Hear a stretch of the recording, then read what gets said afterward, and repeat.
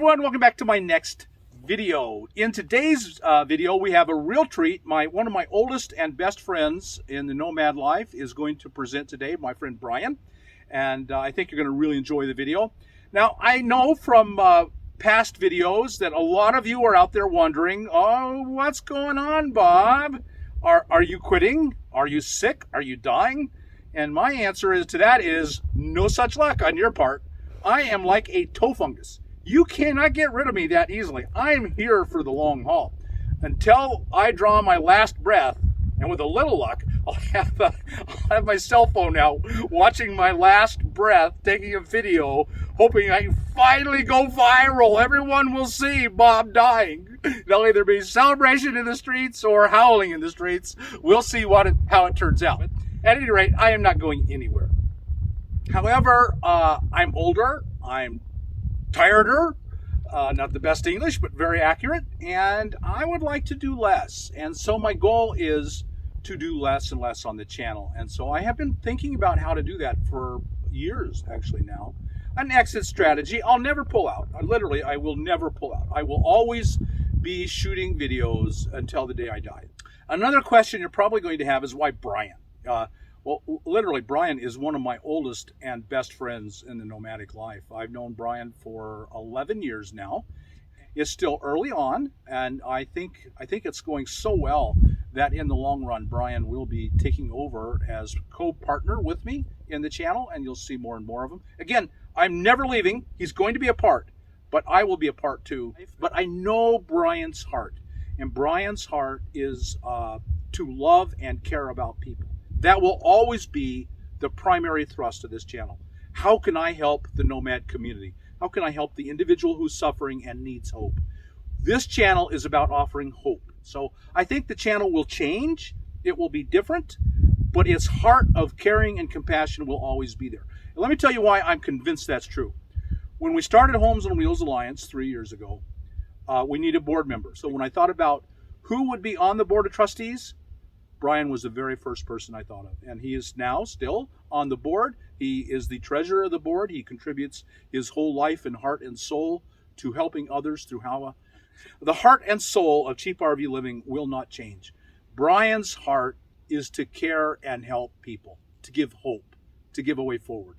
That will never change on CheapRVLiving. In fact, I believe it will be enhanced by Brian being a part. I hope you will welcome him in and see that this is a step forward and not in any way, shape, or form a step backwards or even a step sideways. This is an improvement. We'll find out together. So let's watch the video. Today I have the pleasure of talking with Brad and Maggie and their dog Paco right here. We're so glad that you guys joined us today. Thank you. Thanks, man. Yeah. I met Brad and Maggie a couple of years ago, right around New Year's or sometime in January, when everybody converges into the Southwest. And at the time they were in a motorhome, but they've now since changed to a trailer. But before we talk about that, we're going to go into some other questions. So how long have you guys been on the road? It's been just a bit over 5 years now, and still loving every minute of it. No end in sight. Yeah. Excellent, excellent. And what first inspired you guys to live the nomadic lifestyle? I think we were inspired by other nomadic folks on YouTube and social media, and I was already working remotely for my job, and we realized that we could do that from anywhere. So we decided to sell the house and sell all the things. Yeah. And head out on the road. Cool. Now, when you first hit the road, you were in a Bounder. Tell me a little bit about the Bounder. What year was it? It was a 2003, actually the same year as the trailer that we changed to. Okay. And it was 33 feet long. And I had never stepped foot in an RV before we decided to jump into this lifestyle. And so we kind of went big. It was fun for those first 3 years that we were in it. Okay. And then we decided to downsize. This is a Northwood Nash, and it comes with an off-road chassis. So that was a big selling point for us to get this brand. Yeah, it looks like it has great clearance. So I don't think you guys are going to be getting held up by much out there. Yeah. So that's excellent. And so the first motorhome was 33 feet long, plus you towed a car behind it. How long is this one? This one is just under 24 feet. 24 feet, okay. And then Plus you have the truck. Plus the truck. The most difficult part, though, was after we got the trailer, we discovered water damage. And so we ended up, like a week after we found it, we kind of discovered this. So we went right to Brad's parents' shop in Utah and just kind of tore it all apart and Wow. fixed everything and renovated it. Used all of my dad's tools to Yeah. get it done. Not what you were expecting when you buy a new to you trailer. Right, Oh. yeah. Okay. And how long did that process take you? We spent 2 months, but some of it was doing the interior, sort of more, renovation fun stuff. The exterior water damage stuff, yeah, at least 4 or 5 weeks. Pulled off every bit of the exterior. Yeah, siding. we replaced wood, we replaced insulation. Yeah, it was a big job. Now it's going to last like 40 years, so you Yeah. guys are great. And we know every inch of it, and Yes. and we True. installed more electrical while we Okay. had it open, so it all worked out. Oh, that's awesome. Now, what do you guys do? We're going to kind of switch gears a little bit. What do you guys do for work or for income? I work full-time as a software engineer. Is that like a normal 9 to 5 job? Yes, it is. My schedule is fairly flexible as long as I'm around to chat with everyone else at work. But So Monday through Friday. I stick to 8 to 5 Monday through Friday. And you need good internet, assuming for that sort of thing, because you are constantly plugged in, I'm assuming? Yes, so that's something we always consider when we set up camp somewhere. We always make sure that we're going to have good internet before we go. Okay. Yeah, and my focus is on our social media, making videos, and all that comes with that. Yeah. So tell me a little bit more about that. So you have a YouTube channel as well as other social media platforms that you're on. Tell us about it. What's this? So our YouTube channel is called Wonderland Travelers, and yeah, we've been doing videos for 5 years of the campsites we go to, the boondocking, the adventures we go on, great hikes and kayaking. And then we've also got an Instagram, Facebook, and we just started a new platform called Newsbreak. And so we're kind of doing shorter, more concise videos on there. Well, do you guys want to show me your rig now? Yeah. All right, let's go do it. Okay.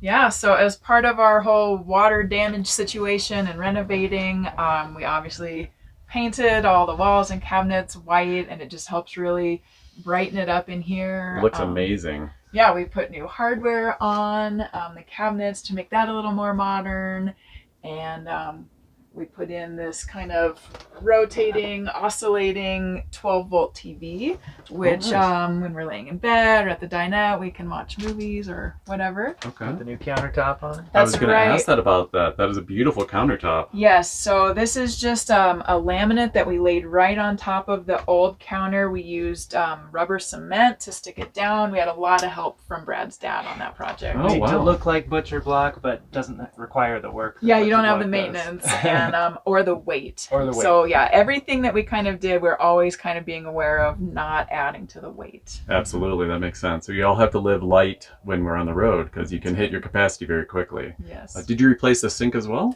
No, this was the original sink.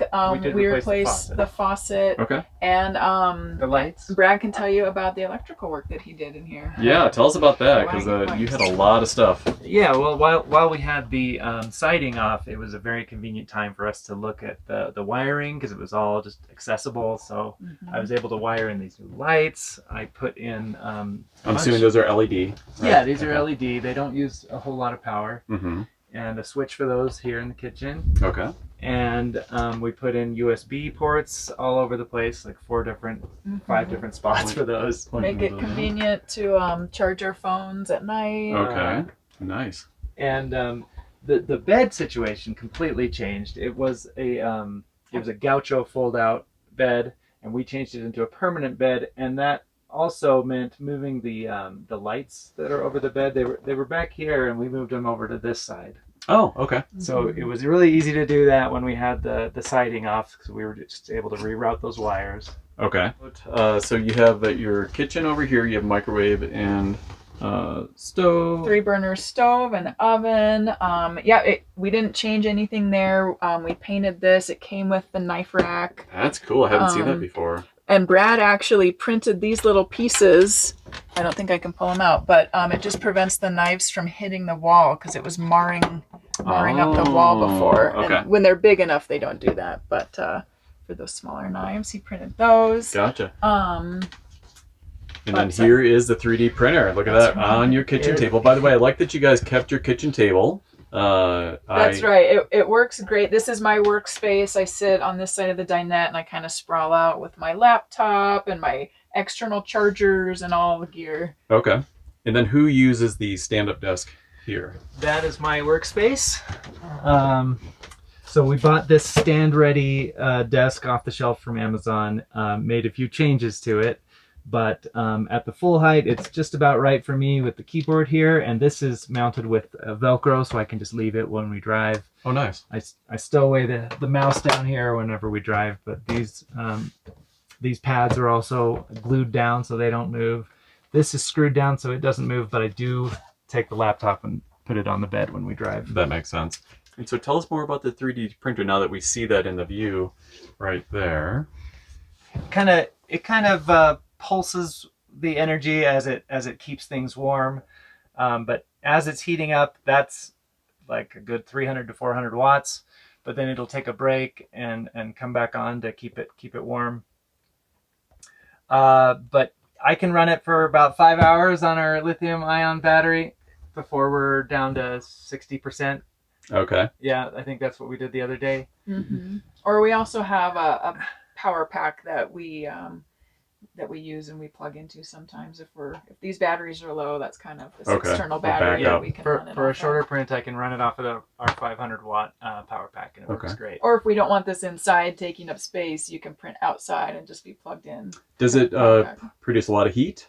Like, do you have to be careful if it's too hot in here? Or? It doesn't. You just want to ventilate. Ventilate, okay. Yeah, I print with some non-toxic plastics that aren't really problematic for our lungs, but we still like to ventilate to keep it moving out. Okay. Yeah, so I just printed this a couple of days ago. It's an adapter that goes into your gravity fill, your water, and then you screw your hose in here so that you don't have to worry about your hose falling out while you're filling up your water. Yeah, you don't have to hold your hose the whole time. It just locks in. Tell us a little bit about your, how do you power yourself? Like, what do you do for power? So when we're boondocking, we've got 320 watts of solar on the roof. Mm-hmm. We had to remove the TV antenna to make a good place for them, and that's where that light is. Okay. That's usually plugging the hole where the TV antenna is. is. Perfect. Okay. So we no longer have a TV antenna, and we don't miss it. No. Antiquated. Yeah. We also have 200 watts ground deploy that we use to supplement, like when I'm doing a 3D print and we need that extra power. Yeah, we have 200 amp hours of lithium. Okay. Obviously, the trailer didn't come with that. Yeah. That was an upgrade, and that's been super helpful. So bathroom is in the back here. A little splash of color on the back of that door. Yeah. Oh, I like that. So we actually have a tub that stays full with our dirty laundry and our water jugs. But it's nice to have the extra space in there. And yeah, nice size sink in here. That was a nice selling point. Upgraded the faucet in there as well. Oh, and we installed the skylight during our renovation because Brad actually could not stand up straight without hitting his head on the ceiling. Well, and it was neat. I discovered when we removed some of the damaged wood up there, there was some framing already built in, ready for a skylight. Thank you, Brad and Maggie, for sharing your story with us today and showing us your setup. It's incredible. I loved it. If you like this video and like what we're doing here at CheapRVLiving, please go ahead and subscribe to the channel and smash that thumbs up button. For now, we say so long and see you down the road. Bye. Bye. 1/3 of all Americans haven't got a penny in savings and are on the edge of homelessness. We get many emails from them asking for help. What if 1/3 of CheapRVLiving subscribers gave $1 a month to create homes out of minivans and trailers and to loan out tents for temporary shelter? Is helping hundreds of people on the brink of homelessness worth $1 a month to you? If so, please visit us at patreon.com/HomesOnWheelsAlliance or www.homesonwheelsalliance.org.